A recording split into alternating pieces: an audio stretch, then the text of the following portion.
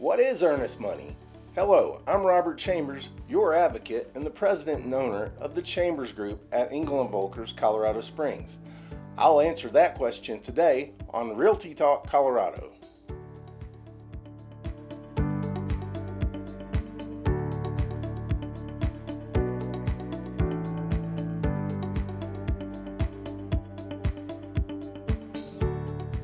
So what is earnest money? That was a question asked by Bailey from Calhoun, Colorado, and it's a good one. I want to cover the big picture overview for you in this show today. The word earnest means you're serious about something, and an earnest money deposit says, I'm serious and I'm giving my word, so much so that I'm putting money on it. It's a simple conversation to have, but I've heard of it getting missed until the buyer's agent tells the buyer that their offer will require a several $1,000 earnest money deposit, which is due within days of their offer being accepted. That's a bit too late, out of order, and it's an unpleasant surprise. This can present a big problem too, because once a buyer has received their loan qualifications from their lender and doesn't have earnest money set aside, their options are limited. Getting another loan for the earnest money would likely disqualify the buyer or severely reduce their qualification amount.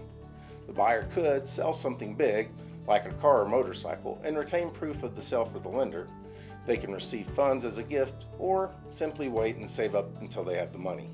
If the buyer chooses option one or two, they first need to make sure they have a conversation with their lender about how to correctly source the funds, and the lender can offer the best solutions. This goes for any big financial moves while you're trying to buy a house. Talk to your lender.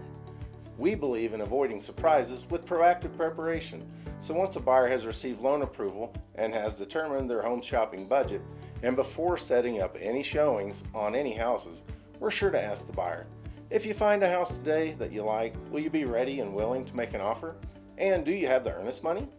This is a better time to ask, and since I've already explained this facet of the transaction during our first meeting, this is just a reminder. I can say with some certainty how much to expect the earnest money to be. That's because typically the earnest money deposit is about 1% of the home purchase price. However, what some may not know is that the earnest money amount is completely negotiable. In this market, it's kind of rare, but we've helped more than a few VA loan buyers have their offers accepted with only $500 to $1,000 on a house that was $300,000 or more.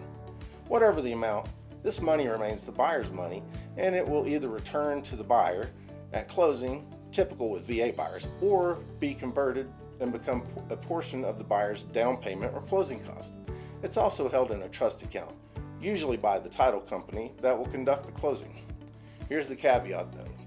Should a buyer default on the contract or fail to close the transaction in bad faith, meaning there was no reason to terminate, or they just had cold feet or simply changed their minds, the seller could have grounds and every right to retain the buyer's earnest money. Now keep in mind, when a buyer backs out, it hurts the seller in both timing and financially. It can also tarnish the public's opinion of the property since they can only guess why it went back on the market.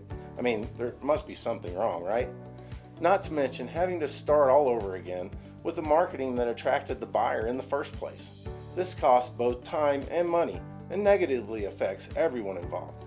As a buyer, be committed to the offer, and if it's accepted, be committed to the process. We need to turn off all internet home searches that could tempt to pull us away from our commitment to the current home purchase. Now I'm going to tell you a little known secret. There is always going to be another house coming to the market after you're under contract.